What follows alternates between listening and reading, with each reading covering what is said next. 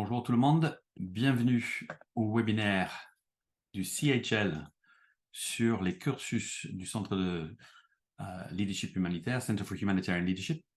Ce webinaire intitulé « Le développer vos capacités en leadership humanitaire », donc un webinaire d'information sur les cursus du diplôme d'études supérieures en leadership humanitaire et le programme de leadership humanitaire. Donc moi je suis Michael Barrett et donc je suis le chargé de communication et marketing au CHL pour les cursus francophones, le DESLH et le PLC, et le cursus Crisis Leadership Program, qui est maintenant disponible en plusieurs langues, notamment anglais, polonais, ukrainien, et peut-être d'autres à venir aussi. Donc, je vais demander à nos panélistes de se présenter dans quelques instants, mais juste avant, d'abord, merci à vous d'être présents, de vous connecter. Vous êtes là parce que soit vous avez été invité par un ancien étudiant qui a suivi soit le cursus du DESLH ou le programme de leadership en situation de crise, ou vous avez eu un post, vous avez vu un post sur les réseaux sociaux, sur LinkedIn ou Facebook, etc., concernant nos cursus, ou vous avez peut-être reçu un message sur LinkedIn de soit moi, soit un collègue, en vous invitant à vous renseigner sur nos formations. Ou peut-être vous êtes un chef d'équipe ou un responsable de ressources humaines qui songe à faire bénéficier vos collègues ou vos coéquipiers et les envoyer dans une de nos formations. En tout cas, vous êtes au bon endroit, au bon moment, et on espère vous éclaircir sur les deux formations, le DESLH et le PLC, au travers des diverses interventions à venir. Et j'espère qu'on va répondre à toutes vos questions dans les 60 minutes qui vont suivre. Surtout, si vous avez des questions particulières pour un ou une de nos panélistes, que ce soit le personnel académique que vous allez rencontrer ou les anciens étudiants et étudiantes, n'hésitez pas à nous les envoyer via la fonction Q&A ou le chat ci-dessous et on essaiera de vous répondre pendant la session. Vous verrez aussi les coordonnées sur les diapos à la fin. Donc, notez bien les adresses email et web et envoyez-nous vos questions par email si on n'arrive pas à répondre à toutes les questions durant ce webinaire. Maintenant, je vais passer la parole à Justine, la directrice académique du DSLH et le PLC. Mais avant, je vais demander à toutes nos panélistes, tous de nos panélistes, de se présenter très rapidement. Donc, en commençant avec Herman, puis Afiwa et Mariama, et ensuite on passe à Camille, Romain et Justine. Donc, Herman, si tu peux commencer à te présenter en quelques secondes, ce sera super. Merci Herman. Merci Michael, bonjour à toutes et à tous. Je suis Herman Madetoyengue, je suis ancien étudiant du DSLH. Actuellement, je suis le responsable du département plaidoyer et communication pour Action contre la faim France, mission Tchad. Merci. Merci Herman. Maintenant, Mariama, si tu peux te présenter. Bonjour à toutes et à tous. Je suis Mariama Traoré et je suis ancienne étudiante du PLC-CID, la première cohorte, je veux dire, et je suis référente partenariat au bureau régional d'ACF d'Action contre la faim, basé au Sénégal. Merci. Merci Mariama. Et maintenant, Afiwa. Merci. Bonjour à toutes et à tous. Je suis heureuse de vous dire que je suis Afiwa Amelesodi, directrice du projet d'engagement des jeunes et des femmes pour la cohésion sociale qui est mis en œuvre au nord du Togo, qui fait frontière au Burkina, Bénin et Ghana. Merci. Merci Afiwa. Maintenant, on va passer au staff du CHL, en commençant avec Romain. Bonjour à toutes et tous. Donc, je suis Romain Lejeune. Je suis le représentant non pas du CHL, mais d'Action contre la faim dans ce partenariat autour du leadership humanitaire. Et j'exerce également les fonctions de responsable de simulation dans le cadre du DESLH, dont je vous reparlerai ultérieurement. Bienvenue à toutes et tous. Merci Romain. Et Camille, over to you.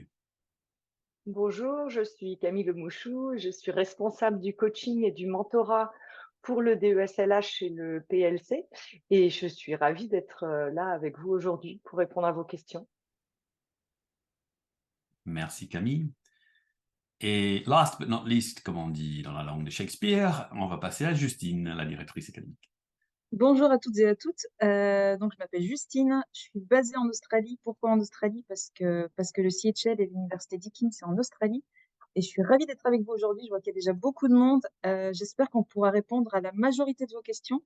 Le webinaire est enregistré et on reste dispo après, donc pas de frustration. On est encore dispo après s'il y a des questions auxquelles on n'a pas répondu. Et puis surtout, un grand merci à Afiwa, Herman et Mariama de nous rejoindre.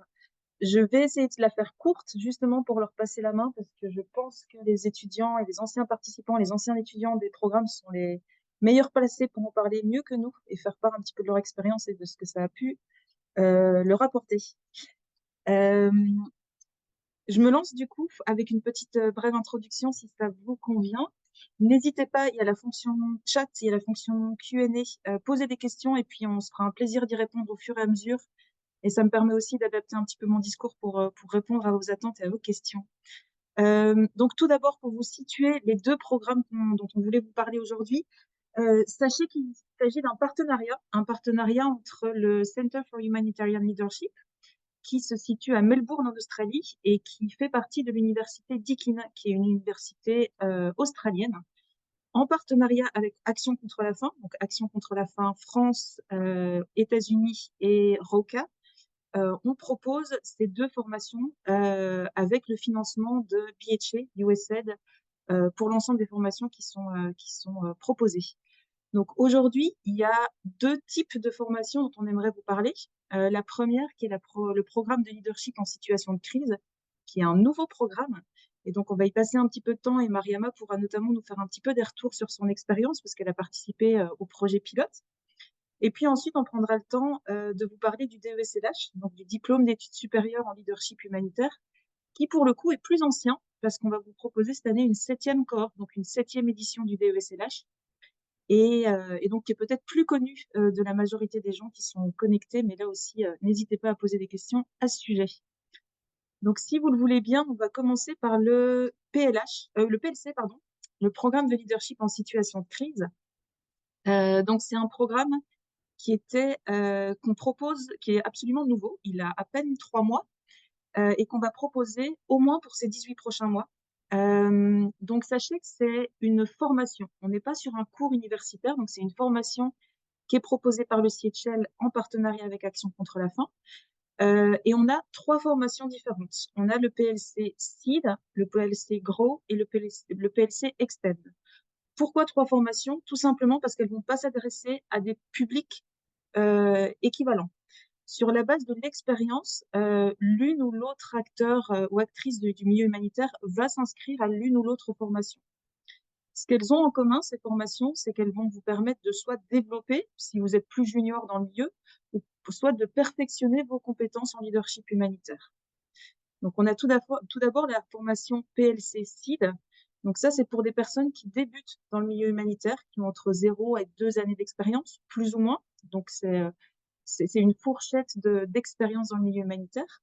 Et c'est une formation qui va être participative et qui va être axée sur l'action, et ça va vous permettre de naviguer plus facilement dans le système d'intervention de réponse aux crises. D'accord? Donc, on va vraiment être sur du développement de vos compétences de leadership, de développer vos compétences, vous, en tant qu'acteur du milieu humanitaire en situation de crise. Ensuite, pour des personnes qui sont un peu plus expérimentées, on va proposer la formation PLC Grow. Là aussi, c'est une fourchette, mais c'est des personnes qui pourraient avoir entre 2 et 8 années d'expérience dans le milieu humanitaire. D'accord? Pour cette deuxième formation, ça va vous permettre, vous avez déjà les personnes qui vont candidater ont déjà un certain bagage dans le milieu humanitaire et vont vouloir justement perfectionner leurs compétences de leadership ou peut-être se poser pour la première fois la question de savoir comment est-ce que je peux me positionner moi en tant que leader dans mon travail au quotidien, quel outil est-ce que je peux utiliser, quelle technique je peux utiliser, comment est-ce que je fais pour influencer mes pairs et les personnes qui m'entourent, comment est-ce que je fais pour mieux naviguer dans le système humanitaire qui est le mien. Donc ça, c'est une formation pour un personnel humanitaire qu'on pourrait dire intermédiaire. Il vient pas de commencer dans le milieu humanitaire, mais il n'est pas non plus très senior dans le milieu humanitaire. Et finalement, on a la 3e formation, qui est la formation PLC Extend, qui va, elle, s'adresser à des personnes qu'on pourrait dire plus seniors dans le milieu humanitaire et qui ont au moins 8 années d'expérience à des postes à responsabilité peut-être plus importants.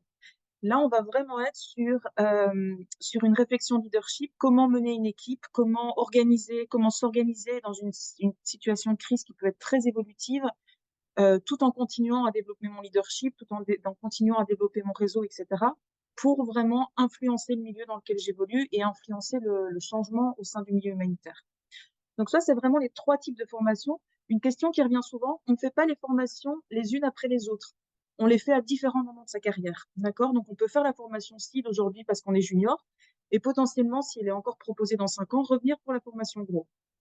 Il n'y a pas de suite logique entre les 3 formations, c'est des formations qui sont indépendantes.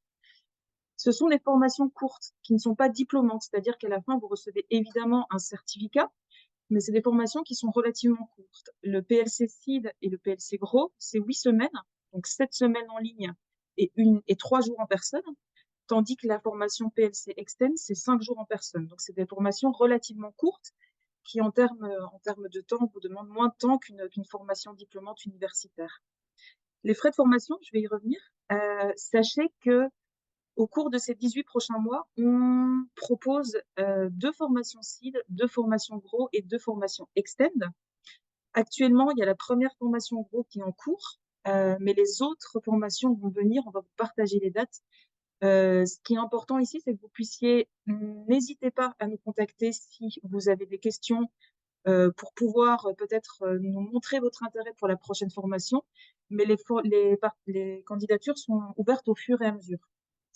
Juste une dernière petite chose sur laquelle je voulais revenir avant de passer la parole à Mariama, c'est sur les frais d'inscription. Au CHL, les inscriptions se calculent sur la base de votre contrat de travail, de votre profil humanitaire. On a 2 échelons. Donc, soit vous avez un profil, vous travaillez plutôt pour des ONG locales ou pour la société civile. À ce moment-là, c'est une formation qui sera gratuite pour vous. Et en plus de cela, là, on voit bien sur la slide les repas durant la formation, l'hébergement vous seront fournis. On vous demandera en revanche de prendre en charge votre voyage jusqu'au lieu de formation. Si par contre vous avez un contrat avec une ONG internationale ou des organisations ou les Nations Unies ou d'autres organisations de type privé, les frais de formation s'élèvent à 500 dollars USD. Donc c'est environ 400 €. Pour les personnes qui font partie de cet échelon 2, vous prenez par contre en charge votre hébergement, le voyage et les dîners. Il y a uniquement les repas pendant la formation, donc c'est-à-dire le déjeuner et les pauses café qui sont prises en charge. Ces détails de frais de formation sont aussi disponibles sur le site internet, on y reviendra. Je vais peut-être tout de suite passer la parole à Mariama. Est-ce que tu es avec nous, Mariama, pour que tu puisses peut-être, toi qui as participé à la première formation PLC CID, qui s'est tenue en Dakar en septembre dernier, est-ce que tu veux peut-être nous en parler un petit peu avec tes mots, qui seront plus intéressants que les miens, j'en suis sûre. Alors, moi, je veux dire que le PLC CID, c'est vraiment une formation un parcours qui nous renforce professionnellement, mais aussi personnellement.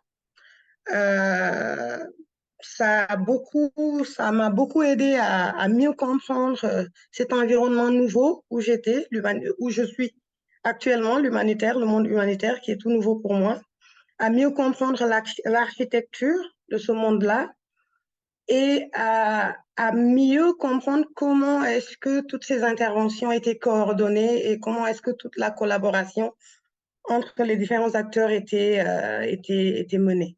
Donc, vraiment, sur le plan personnel, d'abord, je veux dire, c'est cette architecture-là que je comprends mieux, que je maîtrise mieux.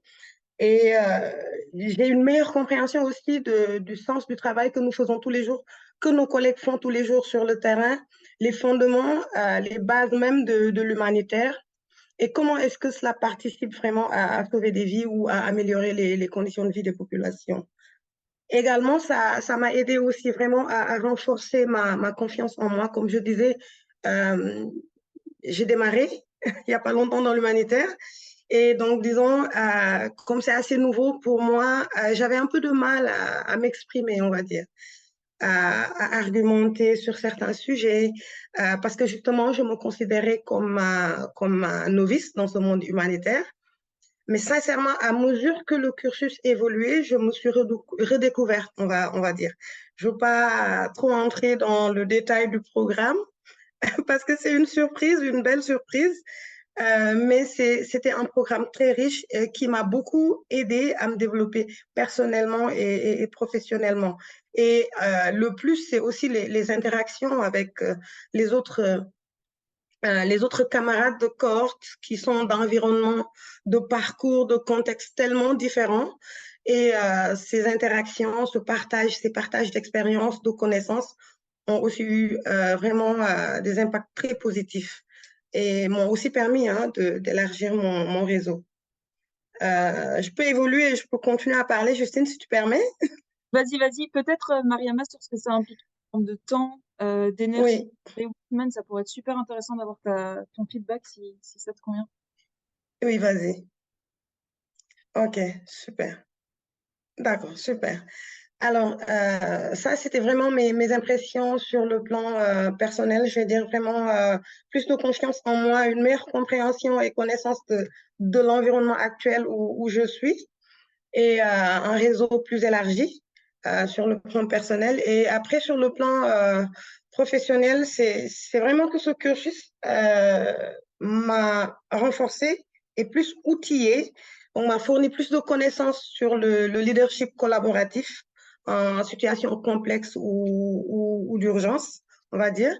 Il m'a permis de comprendre les enjeux spécifiques liés aux situations d'urgence et surtout de mieux comprendre l'importance de la collaboration et de la coordination pour avoir plus d'efficacité dans nos interventions, malgré la diversité des acteurs, malgré la complexité des contextes et malgré les nombreux défis.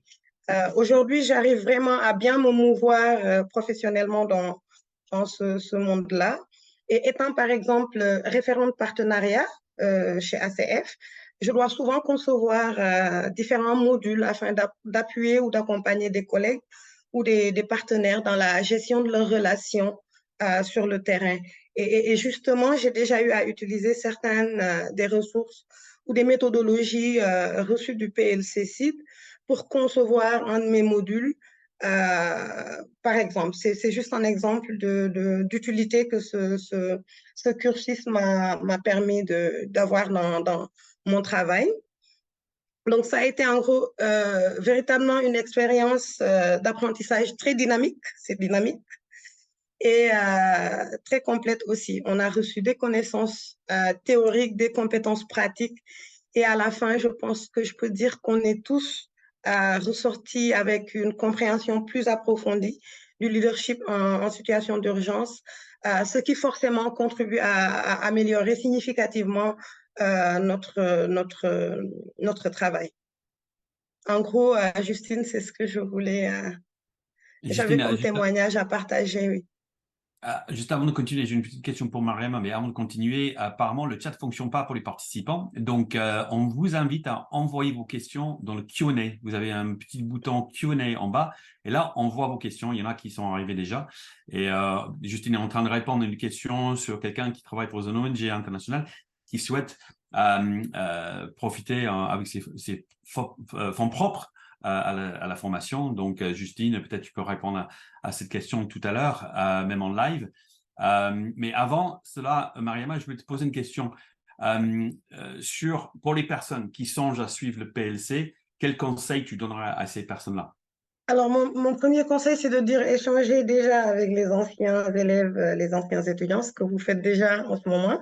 Alors, n'hésitez pas à nous poser autant de questions que vous le souhaitez pour mieux connaître le programme déjà, pour mieux comprendre les apports qu'ils peuvent avoir sur votre travail ou sur votre développement personnel, je vais dire. Et fixez-vous aussi des objectifs parce que c'est ce que nous, on a fait. En tout cas, c'est ce que moi, personnellement, et mes collègues de bureau qui avons participé à cette première cohorte avons fait. Au départ, en nous inscrivant, on s'est dit, on se fixe des objectifs personnels et on essaie de voir à la fin du cursus ce que le cursus va nous apporter personnellement. Et au fur et à mesure qu'on évoluait, on pouvait cocher vraiment tel objectif atteint, tel autre objectif atteint. Ça nous permet de voir l'apport réel de cette formation sur nous et sur notre travail. L'autre élément, c'est de dire, de ne pas hésiter à s'inscrire. Au début, je sais, qu'on est dans un monde humanitaire qui évolue et donc on a plein de challenges, on est en surcharge quelquefois, mais en même temps, c'est une formation qui nous allège beaucoup sur le travail qu'on fait sur le terrain. En tant que débutant, je veux dire, dans ce milieu humanitaire, passer cette formation PLC-CID, pour moi, en tout cas personnellement, je dirais foncer, quoi, foncer. Michael, merci. Je dirais foncer, c'est vraiment le mot qui me vient. Super. Mais non, merci beaucoup, Mariama. Et comme elle a dit, n'hésitez pas à nous poser des questions à nous, aux anciens étudiants aussi. On peut vous fournir des contacts des personnes qui ont suivi le cursus si vous avez des questions plus précises à poser. Il y a pas mal de questions qui arrivent maintenant dans le Q&A, maintenant que ça fonctionne. Est-ce qu'on va adresser quelques-uns Est-ce qu'on peut successivement sur les 3 programmes l'année prochaine? Est-ce qu'on peut successivement faire les... je crois que Justine disait, c'est pas l'un après l'autre, mais c'est à différentes étapes dans sa carrière.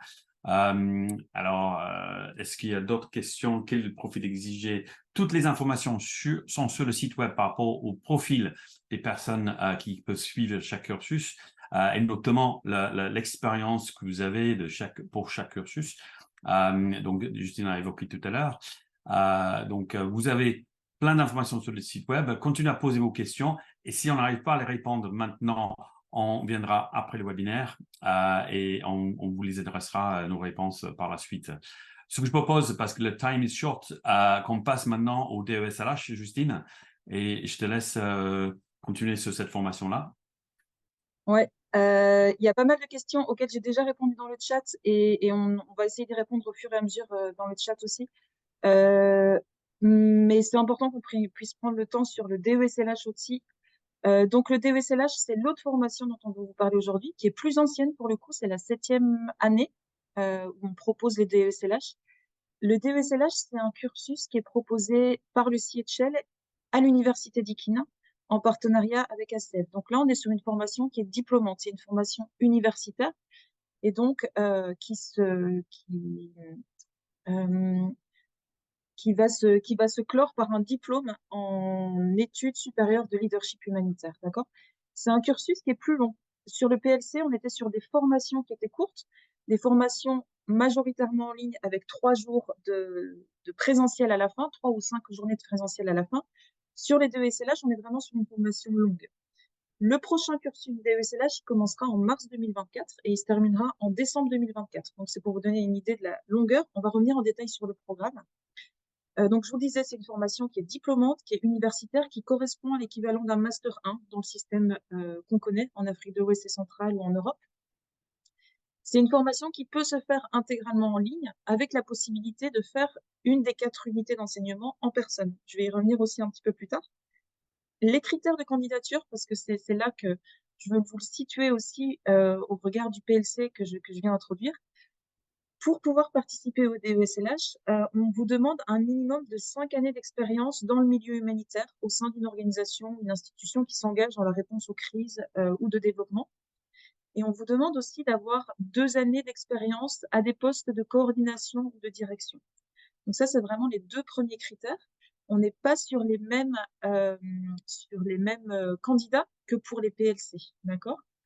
Ensuite, on vous demande, puisqu'on est dans le cadre universitaire, on vous demande aussi d'avoir d'excellentes capacités, que ce soit à l'oral ou que ce soit d'un point de vue rédactionnel. Pourquoi? Tout simplement parce que tout au fur et à mesure du cursus, pour pouvoir valider les différentes unités d'enseignement, on va avoir tout un tas de documents, d'analyses critiques à pouvoir rendre, par écrit notamment, et sur la base desquels on est évalué et on réussit ou non les unités d'enseignement. Ça, c'est un élément très important. Ensuite, c'est 10 mois de cursus et c'est un investissement qui est tout autre. Ça vous demande en moyenne une dizaine d'heures de travail par semaine. Donc, il est important que vous puissiez en discuter avec votre hiérarchie au préalable.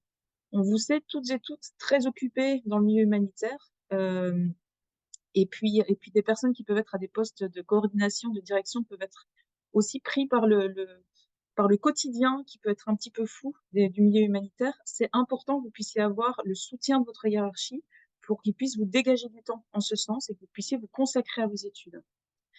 On vous demande évidemment pas de vous retirer de toute obligation professionnelle pendant les 10 mois du cursus. C'est tout à fait jouable avec un emploi à côté, mais c'est quelque chose, c'est une année qui est très intense. Et je suis sûre que Afiwa et Herman vont pouvoir témoigner à ce sujet. Et la dernière chose, formation en ligne. Donc, il est impératif de pouvoir avoir une connexion Internet. Et là aussi, on sait que c'est un challenge dans le milieu humanitaire, mais c'est un élément qui est important de prendre en compte au moment où vous candidatez pour cette formation. Pour cette formation, pour le DESLH, les candidatures sont ouvertes depuis un mois maintenant et jusqu'au 15 janvier prochain. Là aussi, on va vous partager des contacts si vous avez des questions, etc. Mais sachez que les candidatures sont ouvertes en ligne.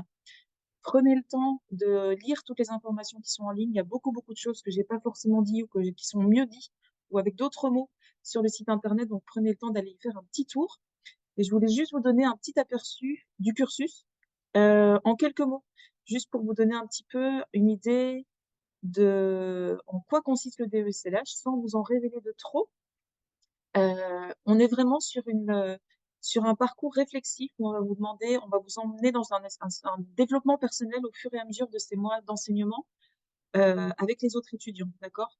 On est vraiment donc des personnels du milieu humanitaire, beaucoup de défis pendant ces 10 mois de cours ensemble, et puis avec pour objectif de contribuer à la professionnalisation et à l'amélioration du système humanitaire dans son ensemble, en travaillant notamment avec les leaders que vous pourriez être dans le cadre de ce cursus, et puis au quotidien dans le milieu humanitaire.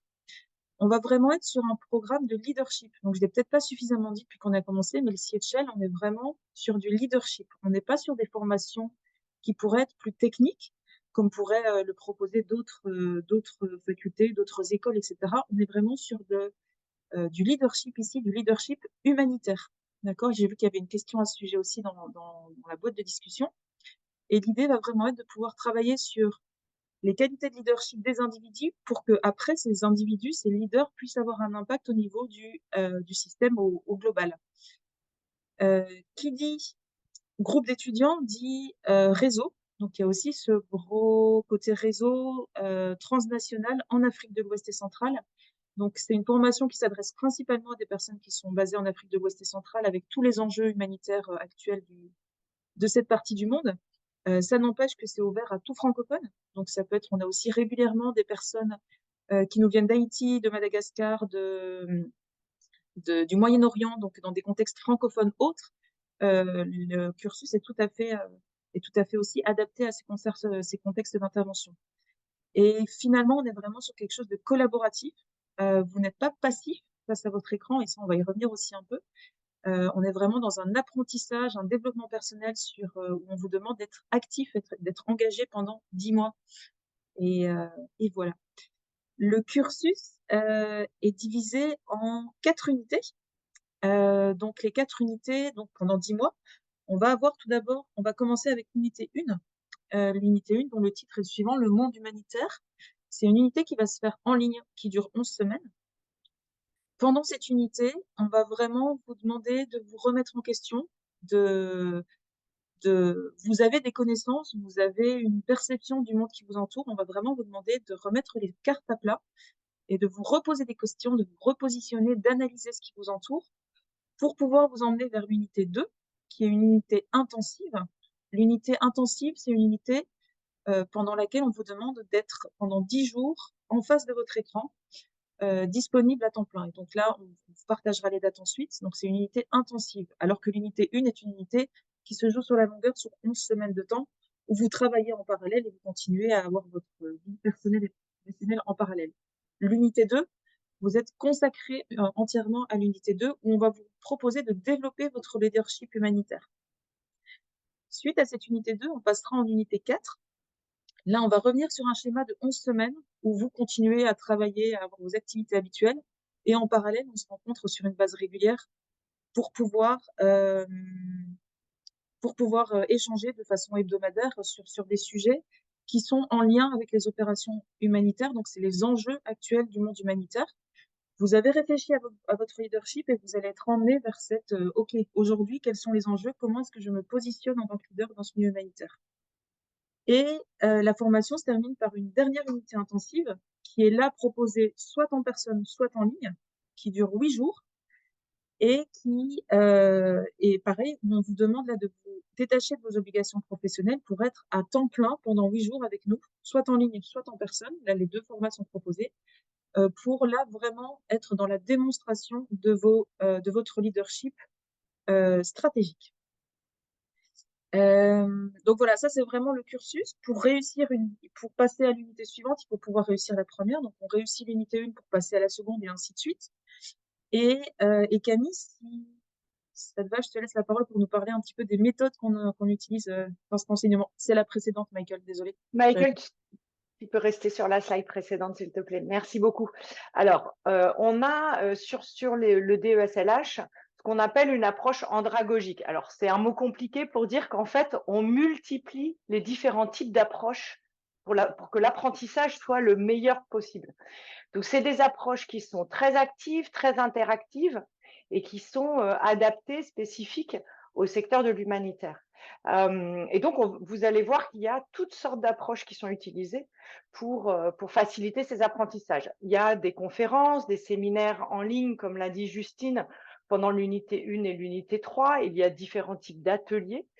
On vous propose des outils psychométriques, et j'en reparlerai, des dispositifs d'accompagnement personnalisés, comme le coaching. Je vous en parlerai tout à l'heure avec plus de détails.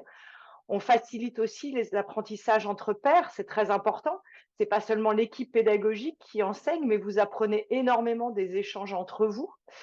Et il y a des évaluations, on en reparlera peut-être un petit peu plus tout à l'heure, et on a notamment des simulations. Et là, je vais donner la parole à Romain pour nous parler un petit peu du type de simulation qu'on fait sur le DESLH.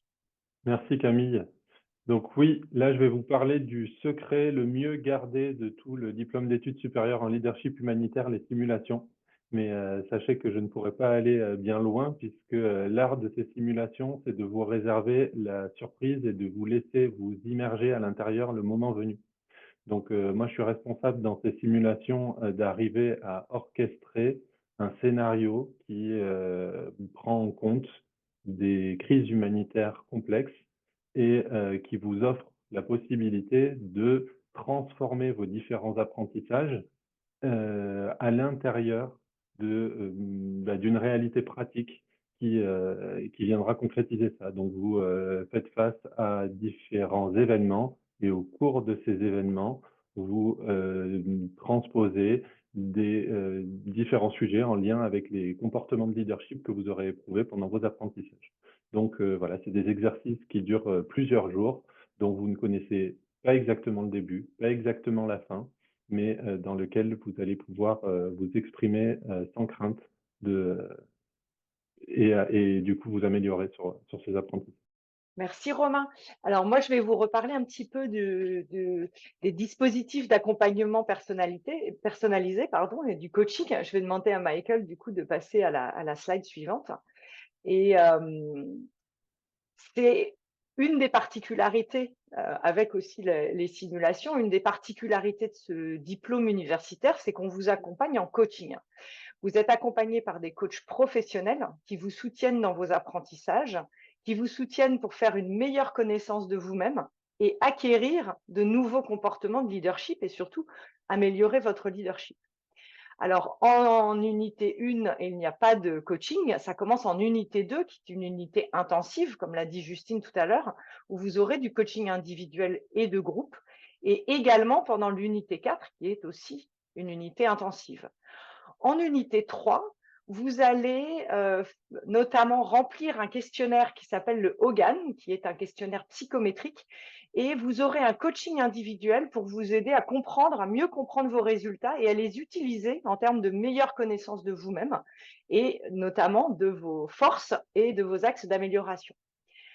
Après le diplôme, il y a un accompagnement en mentorat. C'est à vous de trouver un ou une mentor et vous continuez après le diplôme avec du mentorat.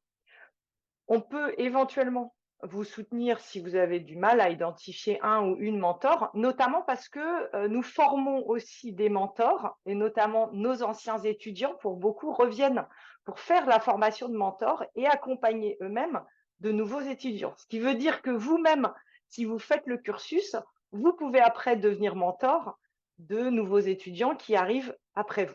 Je vais rapidement revenir sur les frais de scolarité dont on n'a pas encore discuté, et c'est en lien aussi avec beaucoup de questions qui sont venues sur le PLC. En règle générale, les frais de formation au CHL sont calculés sur la base du profil des participants. Quand on dit profil, c'est qu'on considère que quelqu'un qui va travailler, par exemple, pour une ONG internationale ou pour les Nations Unies, aura un salaire plus important et donc contribuera plus aux frais de formation que quelqu'un qui travaille pour la société civile. C'est en ce sens-là que ces grilles d'échelons ont été travaillées, revues et sont très, très régulièrement remises à jour. C'est pour pouvoir adapter nos frais de scolarité, nos frais de formation au profit des participants. D'accord? Donc, sur le PLC, on était sur 2 échelons, ONG nationale OSC ou ONG internationale UN, etc. C'est un peu plus complexe dans le cadre du DESLH. On a 4 échelons. 4 échelons qui vont correspondre à des frais de formation qui sont différents. Pour l'échelon 1, on va être sur des personnes qui travaillent pour des organisations de la société civile, des ONG locales provenant de pays qui sont non membres de l'OCDE. Et là, on va être sur des frais de formation à hauteur de 948 $. Une fois de plus, toutes ces informations sont disponibles sur le site. Pour un échelon 2, c'est tous les personnels qui travaillent pour des ONG internationales, que ça soit au niveau pour des ONG internationales ou au siège. On va être sur des frais qui sont à hauteur de 6 000 $ australiens. Et pour l'échelon 3, on est sur des personnels qui travaillent pour les agences des Nations Unies, notamment, et on est sur des frais qui sont plus élevés à 8 000 $ pour l'année scolaire, donc pour les 4 unités d'enseignement. À ce jour, on n'a pas de bourse disponible pour le DESLH. On en cherche et on aimerait beaucoup en trouver. En revanche, sachez que si on a des bourses, elles iront en priorité aux personnes qui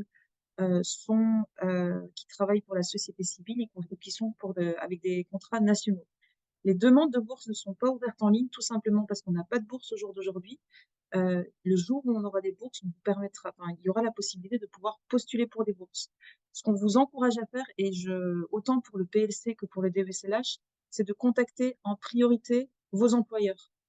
Vos employeurs tirent aussi un bénéfice de votre participation à ce genre de formation. Donc, sollicitez-les, emmenez-les dans l'aventure, demandez à ce qu'ils vous suivent, et ça peut être notamment par le recouvrement de certaines parties de vos frais de formation. Donc ça, c'est vraiment le premier conseil qu'on vous donne. Et toutes ces informations sont évidemment disponibles en ligne là aussi. J'ai vu qu'il y avait beaucoup de questions à ce sujet. Et voilà, pour moi, je pense que maintenant, on va juste passer la parole à Afiwa et à Herman, si vous le voulez bien. Oui, parfait timing. Justine, merci. Je voulais juste préciser à tout le monde, c'est que vous avez beaucoup de questions et si vous regardez dans la fonction Q&A, vous allez voir les questions qui ne sont pas encore répondues et les questions qui ont été déjà répondues par Romain, Justine et Camille. Donc, vous avez plein de réponses déjà à les questions des autres participants. Donc, n'hésitez pas à consulter ces questions et réponses déjà répondues. Et maintenant, peut-être vous aurez des réponses maintenant aussi d'Afiwa et Aaron qui vont répondre sur leur expérience. Et n'hésitez pas à nous envoyer des questions pour eux aussi. Afiwa, je vais commencer avec toi. Est-ce que tu peux, Herman aussi, tu peux répondre à cette question. Pour quelles raisons est-ce que tu as cherché à suivre une formation en leadership humanitaire tout d'abord? Oui, merci beaucoup, Michael, pour cette question. Je dirais, comme je me présentais, je suis étudiante, ancienne étudiante du DESLH, la dernière cohorte, et j'ai commencé par travailler sur un projet de développement dans un contexte qui était à l'époque, en 2020, un contexte plus ou moins normal.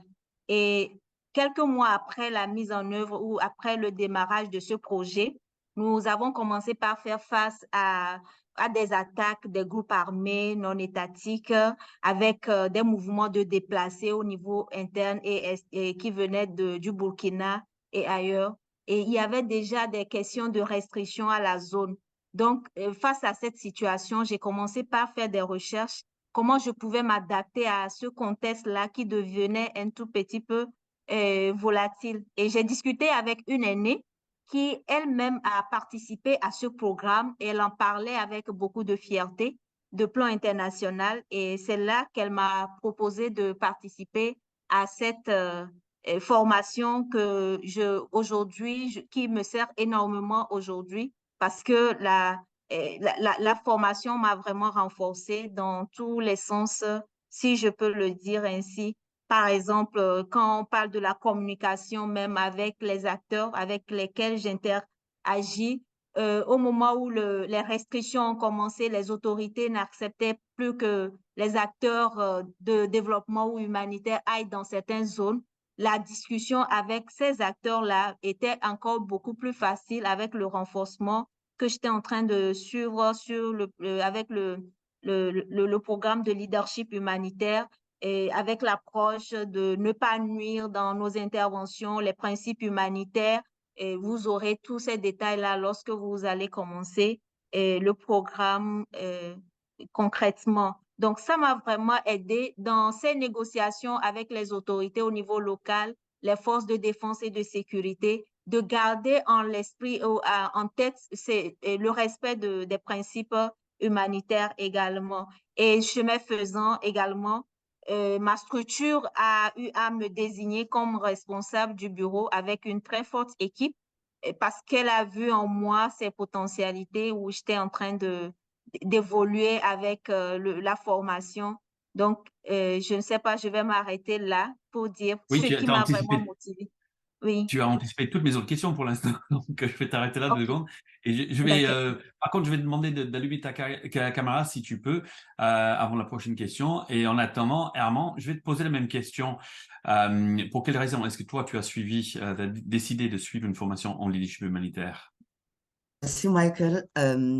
Pour moi, c'est tout autre chose. En fait, j'avais suivi beaucoup de formations dans le secteur humanitaire, mais je sentais qu'il y avait un manque en moi. Je n'étais toujours pas comblé parce que j'avais envie de découvrir encore quelque chose de nouveau dans l'humanitaire. Et en même temps, j'avais aussi envie de voir et d'apprendre l'humanitaire autrement. Et j'en ai échangé avec un certain nombre de collègues et qui m'ont fait part de cette formation. Je leur ai dit clairement que moi, je voulais aller vers un nouveau monde, en tout cas dans l'humanitaire. Et lorsqu'ils m'ont parlé du DSLH et que j'étais parti sur le site, j'ai découvert que effectivement c'est la chose qui me manquait. C'est la chose qui me manquait. Et grâce à cette formation, je dirais que j'ai pu surmonter tout ce qui est préjugé, tous les préjugés que j'avais. J'ai appris à me connaître et j'ai appris également à comprendre les autres et à travailler ma personnalité. Donc, voilà un peu les motivations qui étaient les miennes et qui m'ont poussé à aller dans cette formation. D'accord, merci Armand. Je vais revenir à Fiwa. Fiwa, tu commençais à parler de tes collègues et ton employeur notamment et l'impact que tu as pu percevoir pour eux, pour ton organisation. Est-ce que tu peux développer un peu plus sur cet aspect-là? Quels sont les principaux avantages que tu perçois avec le DESLH pour notamment l'organisation qui t'emploie? Merci beaucoup pour cette question. L'impact, je dirais, peut-être avec un large sourire que tout à l'heure, je disais, mon organisation a eu même à me désigner comme étant le point ou le répondant de l'organisation au niveau de la région des Savanes, qui est la région dite la plus pauvre du Togo et qui fait frontière au Burkina avec la situation de crise qui devenait un peu complexe. Donc, en dehors de cette situation, et il faut dire que, étant donné que j'avais pour objectif vraiment participer à cette formation, j'étais prête à m'endetter pour faire la formation parce qu'elle me tenait vraiment à cœur, même quand je cherchais à solliciter les financements et que je n'arrivais pas. Mais heureusement, j'ai pu obtenir la bourse et c'est l'occasion aussi de dire merci au programme pour la bourse que j'ai pu obtenir. Donc, l'interaction avec tous les acteurs, que ce soit les acteurs de mise en œuvre même du projet, parce que c'est pas mon organisation Plan International seule qui met en œuvre le projet, mais c'est avec les partenaires au niveau local. Donc, les aspects de localisation, comprendre comment pouvoir collaborer avec les autres acteurs pour pouvoir atteindre les objectifs sans nuire aux bénéficiaires ou aux participants qui doivent être impliqués dans le processus. C'était des éléments sur lesquels vraiment cette formation a eu à me renforcer. Et je dirais également que ça m'a poussé aussi à avoir d'autres réflexions au-delà de me connaître moi-même, de me découvrir moi-même. C'était des questionnements. Comment je peux aider les autres organisations à s'adapter à ce milieu dans lequel nous sommes en train de travailler, où nous devenons finalement, nous rentrons dans l'humanitaire, alors qu'au début, c'était beaucoup plus les questions de développement. Alors, ces questionnements, comment renforcer les capacités aussi de ces acteurs avec lesquels je travaille. Et finalement, mon organisation m'a désignée comme étant une formatrice. J'ai été formée comme formatrice en sécurité terrain et au premier secours. Et cette formation m'a permis d'aller au niveau régional également, former d'autres staffs de plan international et, et également de tous les partenaires qui travaillent sur les différents projets que nous avons au sein de l'organisation, que ce soit dans la région qui est compliquée ou ailleurs. Et voilà ce que je peux dire par rapport à l'impact de cette formation sur moi personnellement et sur mon organisation pour ne pas être trop longue. Merci, Afiwa. Je vois qu'il y a beaucoup de questions qui ont été déjà répondues minutieusement par Justine, Camille et Romain dans le chat. Donc, regardez toutes les questions qui ont été posées déjà dans la partie répondue, answered, sur mon PC. Et Justine, Romain, Camille, si vous avez des questions aussi pour Afiwa, Armand ou même Mariama, n'hésitez pas. En attendant, je vais demander à Armand de rallumer ton caméra et ton micro. Est-ce que tu peux nous expliquer un peu, à ton avis, pourquoi est-ce que le DESLH est unique comme cursus? Merci, Michael. Je pense que le DSLH est unique comme cursus d'abord à cause de sa méthodologie, parce qu'on n'est plus dans le cadre des formations classiques où le formateur vient dicter un savoir.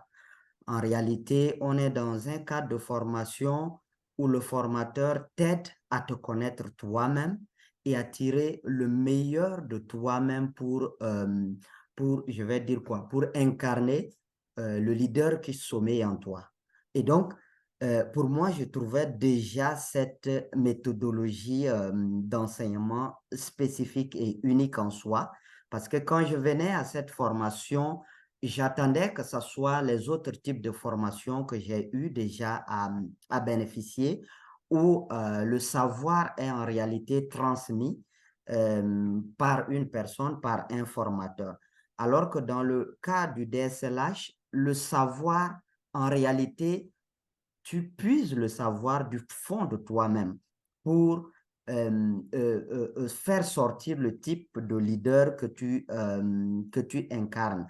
Et l'une des choses également qui m'a trop marqué et qui est pour moi unique, c'est la facilité dans le cadre de cette formation de combiner les nouvelles technologies de l'information avec, avec l'apprentissage.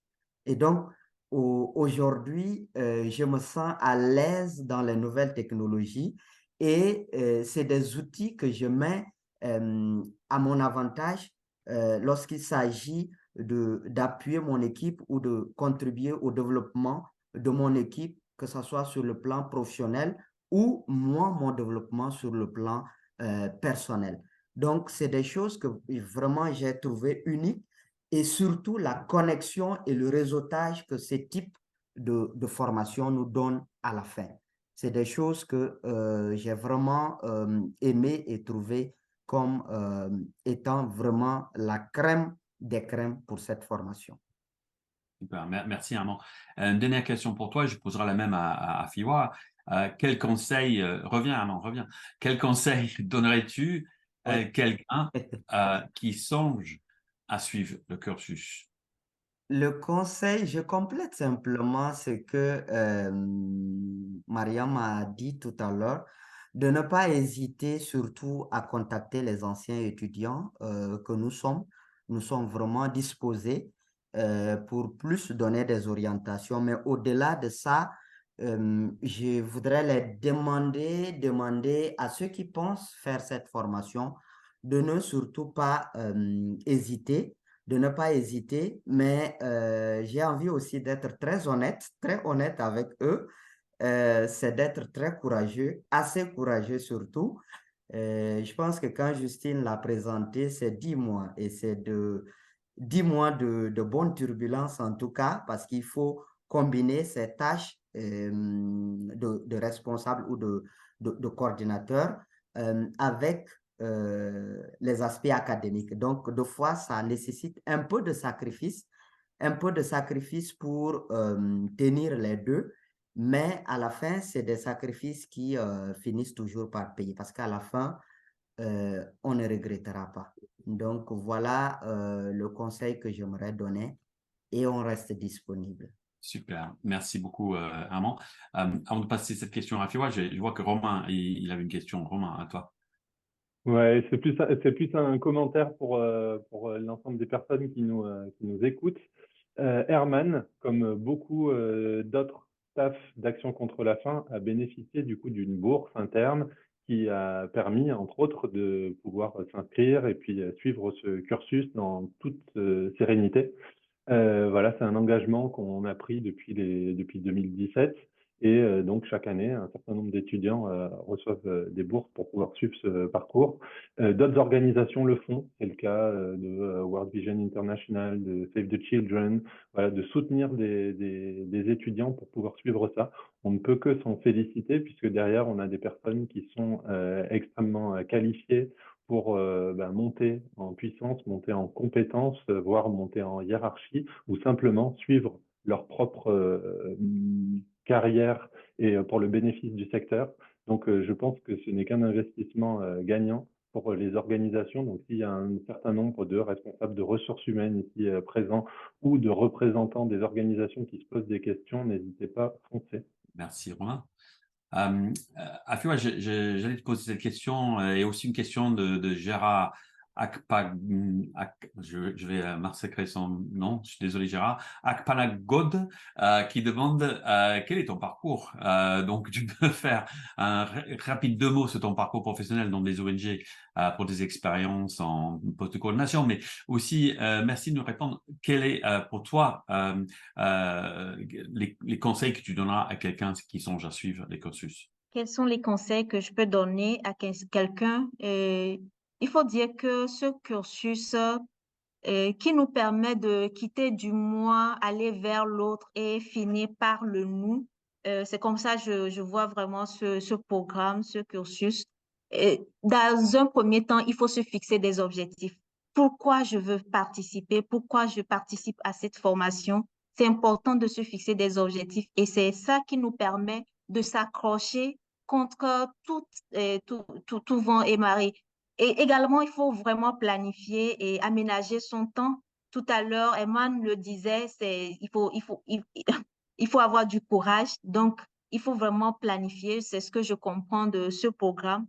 Planifier, mais aussi impliquer les structures. Justine l'a dit, Romain est revenu là-dessus. Impliquer les structures du point de vue soutien pour pouvoir vous accompagner. Ça peut être financièrement, mais ça peut être également en termes de compréhension pour alléger le temps. Parce que moi, par exemple, quand je faisais la session intensive, j'étais en pleine en plein mois de clôture de l'année et c'était difficile d'obtenir un congé pour pouvoir participer. Donc, si la structure est impliquée, elle va mieux vous soutenir dans cela. Et également vos proches. Les proches, pas seulement la structure, mais ça peut être également la famille qui peut vous soutenir ou les collègues au bureau qui peuvent vraiment vous soutenir, avec qui vous pouvez, par exemple, déléguer certaines tâches et autres. Et également se donner les moyens pour y arriver. Comme il y a plusieurs options, moi, je vois que c'est vraiment une très belle opportunité. Avec toutes ces options, c'est de voir qu'est-ce qui correspond mieux à mon profil avec les facilités même de paiement. Si je ne peux pas obtenir une bourse, comment je peux me planifier, même si c'est pour la structure, comment je peux négocier au sein de ma structure pour avoir peut-être juste une partie du soutien financier, pouvoir y arriver parce que la structure va gagner quand vous êtes bien renforcé, quoi qu'on dise. Donc, vraiment, je pourrais peut-être, en termes de conseils aussi, dire de se faire confiance soi-même sur pourquoi on est en train de participer à la formation, mais également faire confiance au processus parce que avec ce processus, vous gagnez vous-même personnellement et la structure également. C'est également l'occasion de découvrir, d'avoir un grand réseau. Aujourd'hui, je suis vraiment contente de parler du réseau de très belles âmes en humanitaire que j'ai découvert à travers ce cursus, avec qui je continue par collaborer, par échanger dans le cadre même de ma vie professionnelle. Pour répondre à celui qui voulait voir un peu mon parcours professionnel, j'ai fait des études de droit à la base et après, j'ai fait d'autres formations,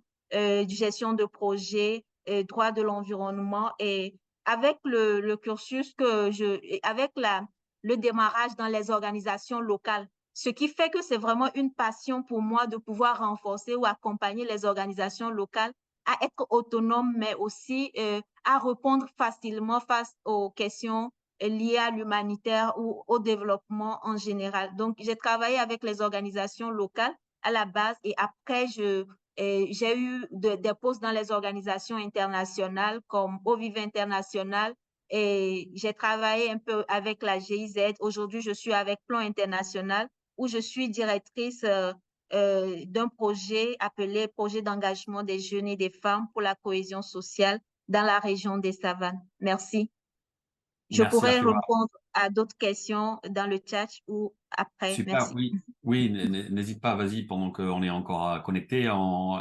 Il reste 1 minute, on a commencé avec 5 minutes de retard, donc il reste 1 minute et je vais passer la parole à Camille, Romain, Justine rapidement pour leur mot de fin.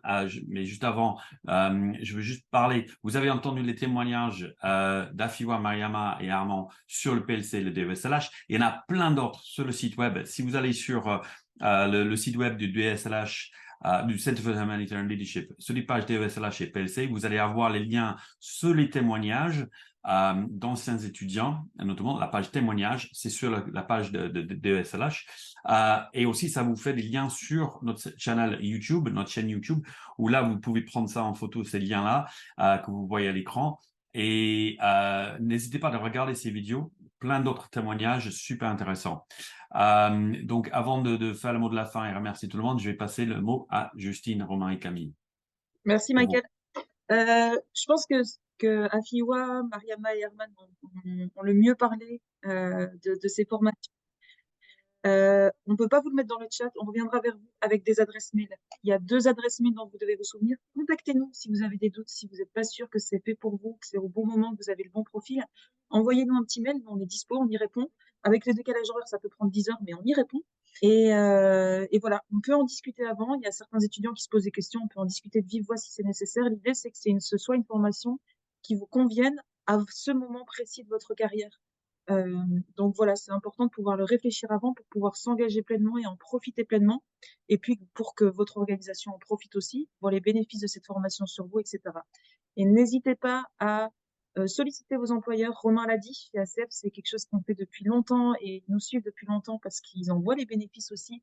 C'est un partenariat, mais il y a plein d'autres ONG qui proposent des sponsorships sur toutes nos formations. Donc contactez-les ou mettez-nous en contact avec eux pour si vous désirez qu'on leur donne plus d'informations. On est toujours ravis de faire le relais. Un immense merci pour votre participation. Vous êtes très, très nombreux.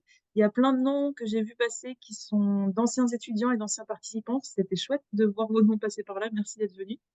Et contactez ces anciens étudiants et ces participants. C'est les meilleures personnes pour répondre aussi à vos questions et à vos doutes. Bonne fin de journée à tous. Merci Justine. Et je vais dire aussi que je vais vous envoyer un lien vers l'enregistrement de ce webinaire. Donc, vous aurez la présentation et l'enregistrement vidéo aussi que vous pouvez re-regarder, mais aussi partager avec ceux et celles qui n'ont pas pu être là aussi aujourd'hui. Donc, merci à tout le monde, Camille, Romain, Afiwa, Herman et Mariama. Et merci à vous tous aussi de vous être connectés présents là aujourd'hui. Très bonne journée à toutes et tous. Au revoir. Passez une bonne journée. Au revoir, bonne journée. Au revoir. Au revoir. Merci, au revoir. Merci, Merci. Mariama, Au Afiwa, revoir. Herman.